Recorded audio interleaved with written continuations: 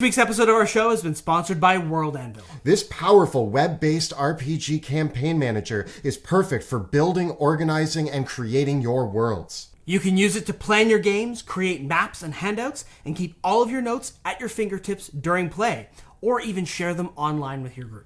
They're constantly innovating with new features such as integrated character sheets for many major RPG systems, so you can manage your world and the characters in it. A basic account at World Anvil is completely free, letting you get a feeling for all the amazing features on the platform.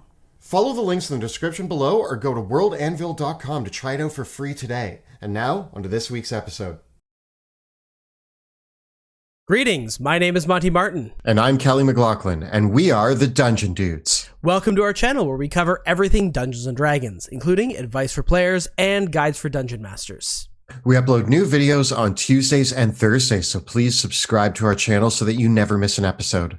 Today, we are sharing our top picks for magic items for Barbarians, Fighters, and Paladins. Those tanky melee damage dealing classes that like to get up close and personal, wield heavy weapons, heavy armor, and really bring the fight to the enemy. Now, of course, there is a lot of versatility in how you build these types of characters. We are focusing on the more standard builds that revolve around a strength-based damage-dealing character.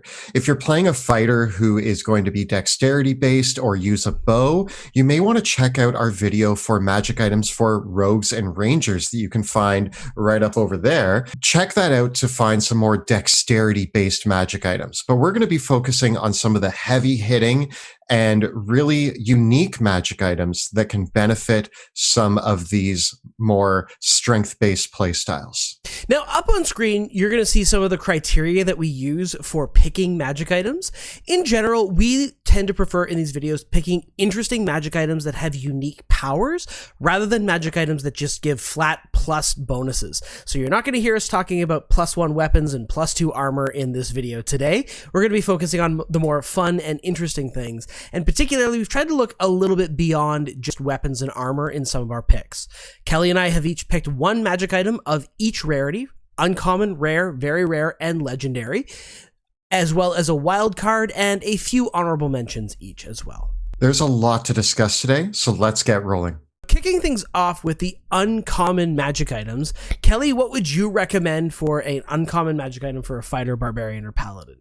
So one magic item that I think is highly underrated and extremely useful is the Boots of Striding and Springing.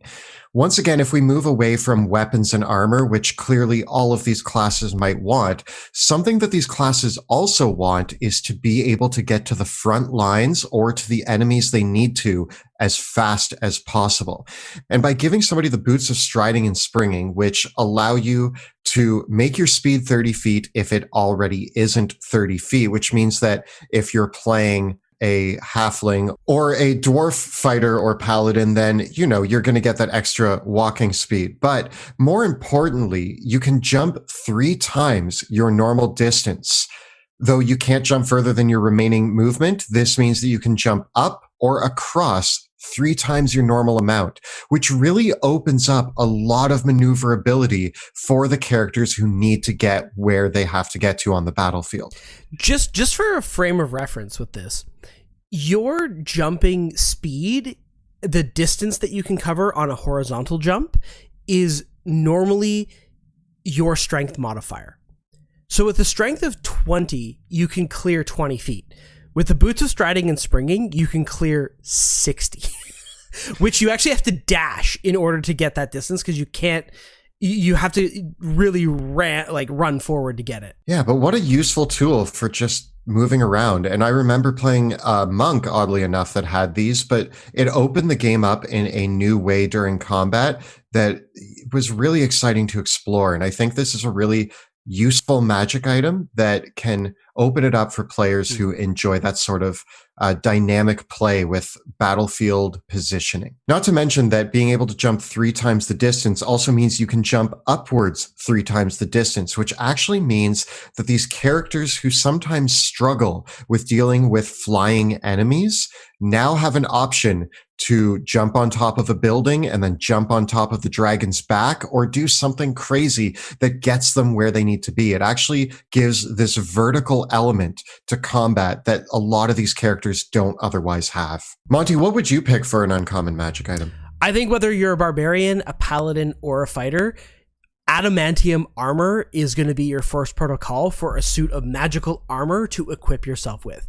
This has to be a metal suit of armor, which means that barbarians can get it as half plate, whereas paladins and fighters can get it as full plate or half plate or anything that's made of metal.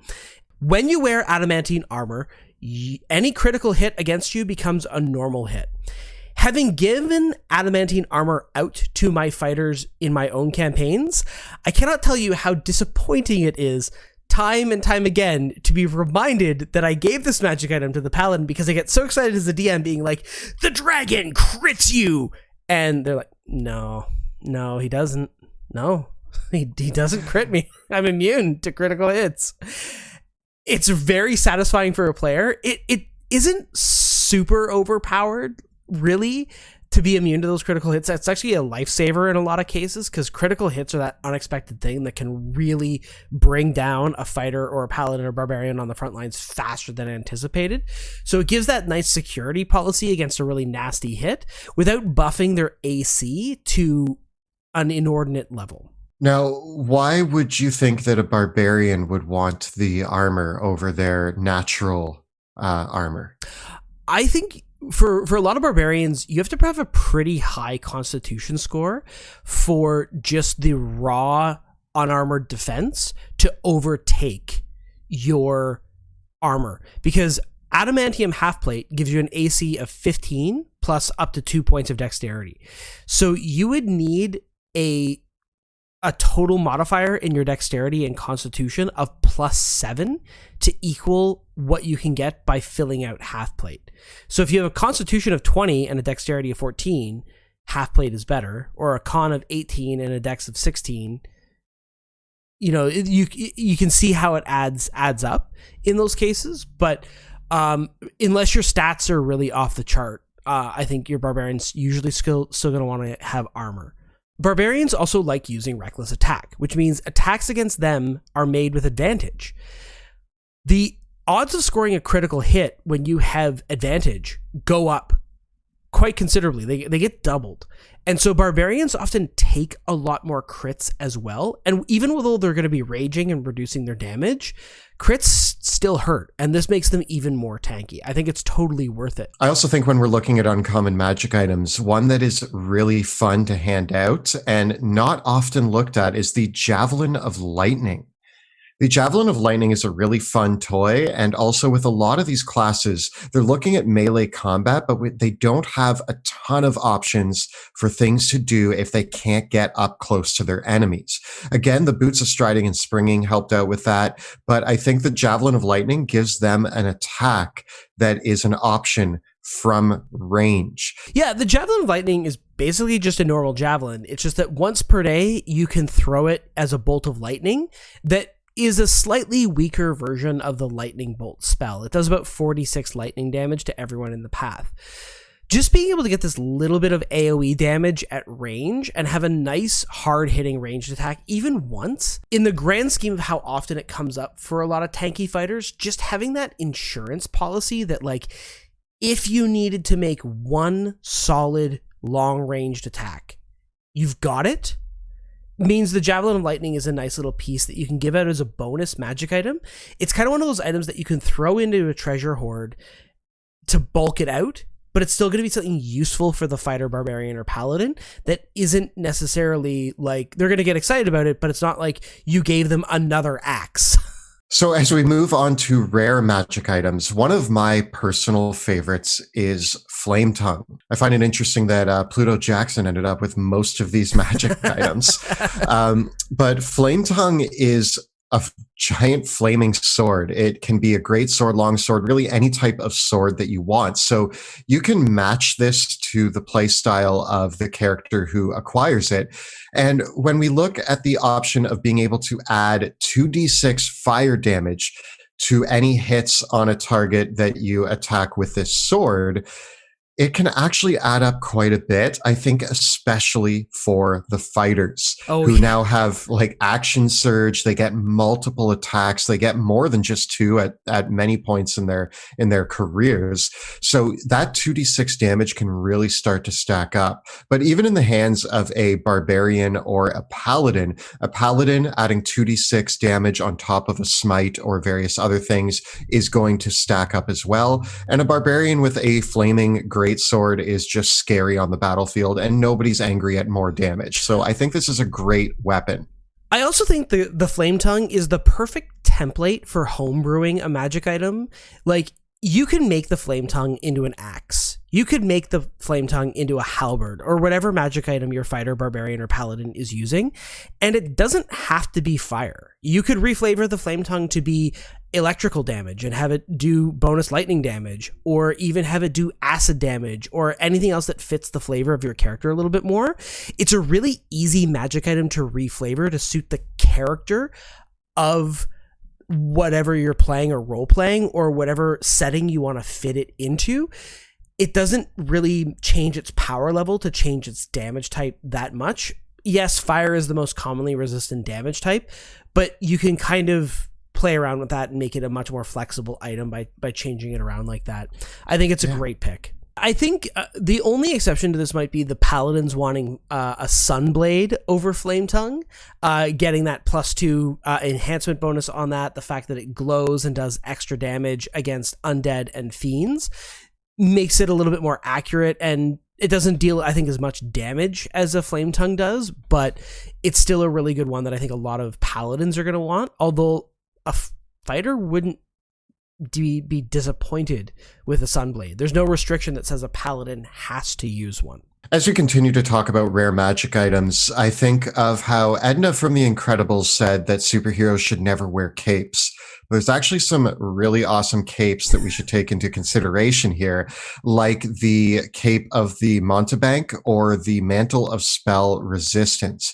I'm a huge fan of the Cape of the Mountebank, which basically gives you a free casting of Dimension Door. As you fly into your cape, you whip it up, disappear into it, and appear somewhere else. Being able to do this once per day is kind of like the Javelin of Lightning. It's just giving the player an extra one thing that they get to do.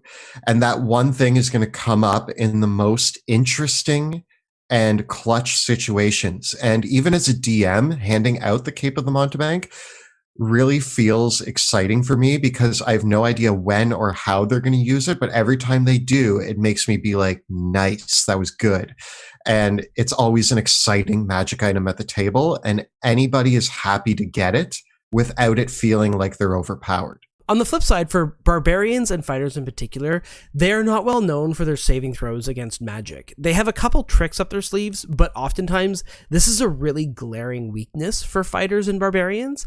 And if you have a campaign where you're mind controlling your barbarian or fighter all the time, you might want to throw them a bone once in a while by giving them a mantle of spell resistance.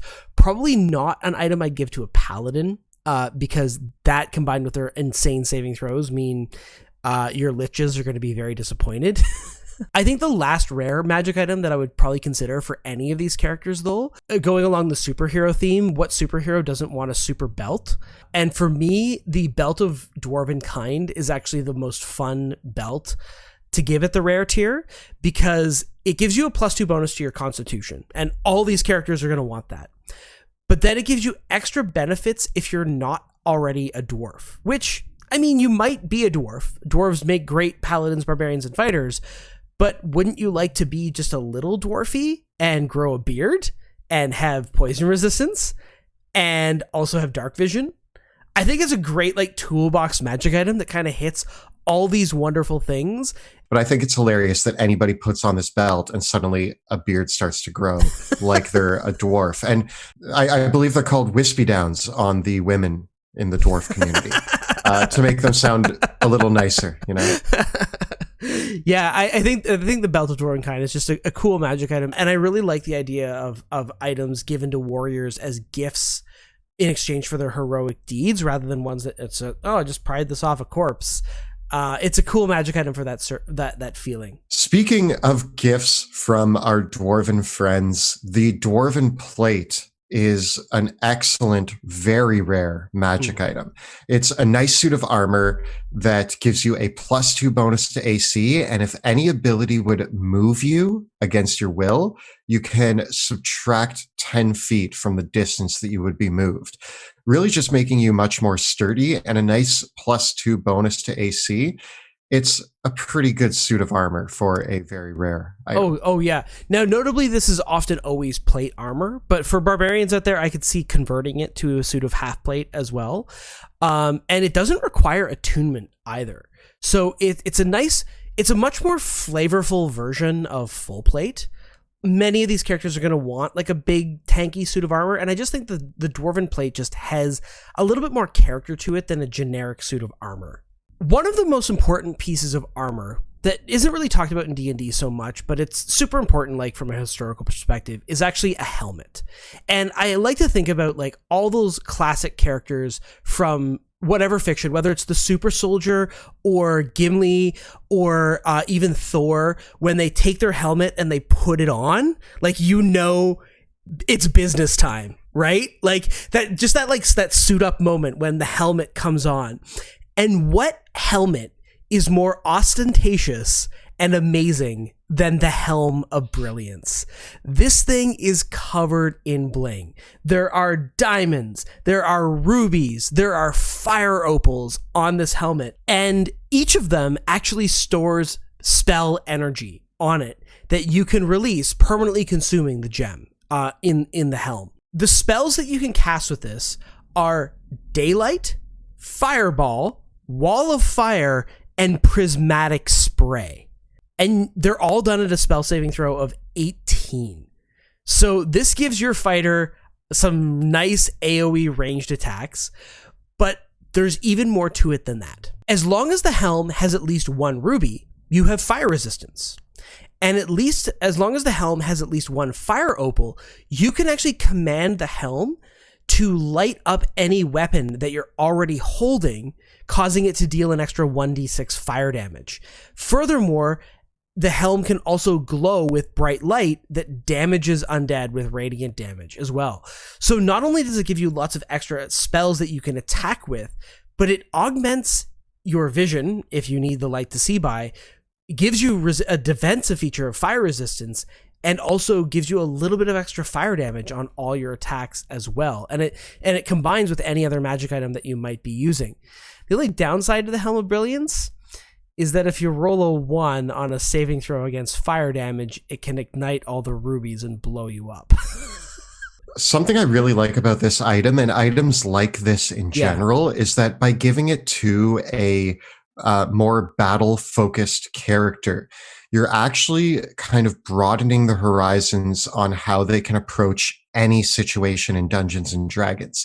You've given them a pocket full of spells and a few unique special options. And I think there are a lot of magic items that do this sort of thing, that add this sort of spell casting light component to an otherwise non-spell casting class. And I think that's really brilliant. The important thing about the helm is that it only has a chance of blowing up if you roll a 1 on a d20 as an additional roll after you take fire damage from failing a saving throw against the spell. So a dragon's breath weapon actually won't cause it to blow up, or getting hit with a firebolt spell or other sources of fire damage won't cause this. You have to fail a saving throw against a spell that does fire damage, which makes it a much more narrow case. I think a lot of people are like, oh man, well then what happens if you get dragoned? Well, it actually doesn't get set off by dragon's breath. As we move on to legendary magic items, Monty and I actually had a bit of a discussion about what our favorite options were. And it turns out that we actually talked about 2 of our favorite options in another video. So the Holy Avenger and the Hammer of Thunderbolts are indeed some of the best choices for these types of characters. However, if you want to see more information about them, you can check out our video on legendary weapons right up over there. I think we also covered the Vorpal Sword and the Luck Blade in that. So we do a real deep dive on the legendary magic weapons, but we wanted to focus for this one on some choices that weren't weapons. So talking about legendary magic items, one of my favorite choices is the Armor of Invulnerability. You have resistance to non-magical damage while you wear this armor, but you can use an action to make yourself immune to non-magical damage for 10 minutes.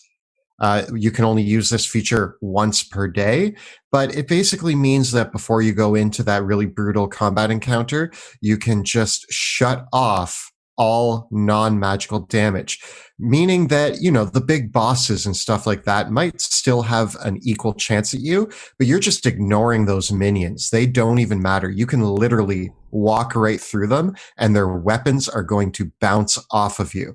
This is a great tool for somebody who likes to be on the front lines or likes to get in towards the bigger targets, ignoring the little guys.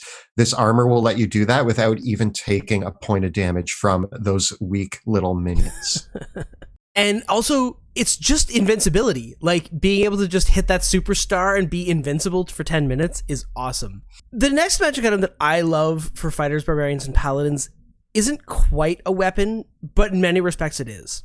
And this is the Rod of Lordly Might. It's technically a magic rod, but it has 6 buttons on it that let you transform the rod into a variety of weapons and items and purposes. And I love it because not only does it feel like giving your character a uber magic weapon, but then it's a weapon that has a lot of cool tools as well. It's almost like they can reshape their weapon into being whatever they need, which is kind of a neat ability. So the Rod of Lordly Might has 6 buttons on it. You can use it just as a mace, and it has a +3 bonus to attack and damage rolls, but you can press the buttons on it and it changes how it works. The first button turns it into a flame tongue, and in the rules, it can be any type of sword. So you can make it a flame tongue short sword or great sword, and you can change it on a whim, which is a great like weapon swap power to have. Like, I love this idea that like you can just make your rod a great sword, but then you could turn it back into a long sword and pick up a shield or dual wield it with another weapon and have that flexibility. Feels very high level to me. In addition to transforming it into a flame tongue, pressing buttons 2 or 3 transform it into a +3 battle axe or a +3 spear. It's buttons 4, 5, and 6 that have the more interesting powers. If you press button number 4, it extends into a 50-foot long climbing pole that has little arm and leg places that stick out from it and can carry up to 4,000 pounds of weight. So now not only do you have a magic weapon, but if you have any 50-foot cliffs you need to climb or scale or anything like that, you have a great utility item here as well. I've also seen clever players use this to push enemies around by activating the rod underneath them. Button 5 transforms it into a battering ram, and button 6 indicates magnetic north. But then it has 3 other powers that you can use with it once per day. First of all, it has the Drain Life ability. When you hit a creature with a melee attack using the rod, you can cause the creature to make a DC 17 Constitution saving throw, and on a failure, they take an extra 4d6 necrotic damage, and you regain a number of hit points equal to half the necrotic damage that you dealt. You can use this once per day. With the Paralyze ability, similar idea, but now they have to make a DC 17 strength saving throw or become paralyzed for 1 minute. And with the Terrify ability, it is a DC 17 wisdom saving throw, or else they are frightened of you for 1 minute. So 3 really great options that you get to pick and choose on top of all the other amazing options that this weapon gives you. So let's move on to our wildcard picks. You and I each had a great wildcard pick that is extremely versatile. And we were looking at the Ring of Spell Storing and the Belt of Giant Strength. Both of these are tricksy items that have a lot that you should watch out for. I think the Belt of Giant Strength, which can be a Fire Giant Strength item, a Frost Giant Strength item, a Cloud Giant, or Storm Giant, which transforms your, or even Hill Giant, which transforms your character's strength to 21, 25, 27, or 29. These items, I think, are highly sought after by Barbarians, Fighters, and Paladins because it's a massive buff to their melee attacks, right? It totally breaks the bounds of bonded accuracy, and it can be stacked with a magic weapon. Like, I've seen fighters that have a belt of Storm Giant strength, so that's a +9 strength modifier, and then you add to that a +3 weapon, and now they're getting like a +18 to attack rolls and a +12 to damage rolls. That is really hard hitting. Yeah, I think that with the Belt of Giant Strength, the reason why it's a wild card is because there's so many variations of the belt, and depending on when you want to award it to your player and how powerful you want to make them, just make sure that you're giving them the right option, and keep in mind other magic items that you also want to award to the party. I usually steer around the middle of the Giant Strength options, and I usually use those a little later in the game. I try to avoid giving them the crazy strength bonus, but either way, it's a game-changing magic item. Oh yeah, and it can have a big impact, and also makes those strength-based characters feel really rewarded by gaining that. They see the benefits immediately by using this magic item. When we move on to the Ring of Spell Storing, I think that this is a really interesting item. Going back to something I said about the Helm of Brilliance, is that I love these magic items that give a small sample of spell casting to an otherwise non-spell casting character. If you have somebody who can cast spells in your party, the Ring of Spell Storing is really fun, because now it means that the spellcaster can help prepare the ring by putting spells in it for the fighter, barbarian, or paladin to take with them and use at their leisure.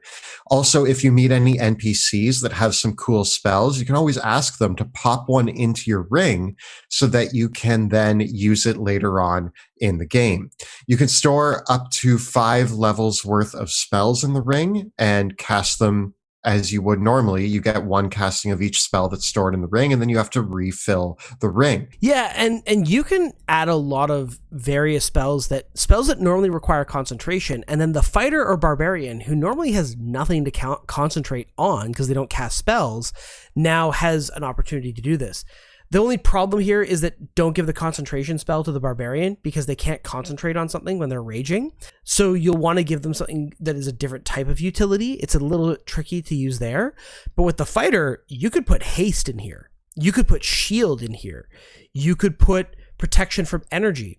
A really good choice actually for a barbarian to fill up the Ring of Spell Storing are those buff spells that don't require concentration. Like, you could put Mirror Image, Blink, or Fire Shield in the Ring of Spell Storing, and then they could end up with those on themselves instead of a caster. And normally those are spells that you can actually only cast on yourself anyways, but the Ring of Spell Storing lets you kind of circumvent that. In general, you mentioned Shield. I think Shield is one of the best spells to turn tanky characters into even more tanky. Just by adding a +5 to their AC, I would be happy as a fighter, barbarian, or paladin if I just had a Ring of Spell Storing full of Shield. And that's it.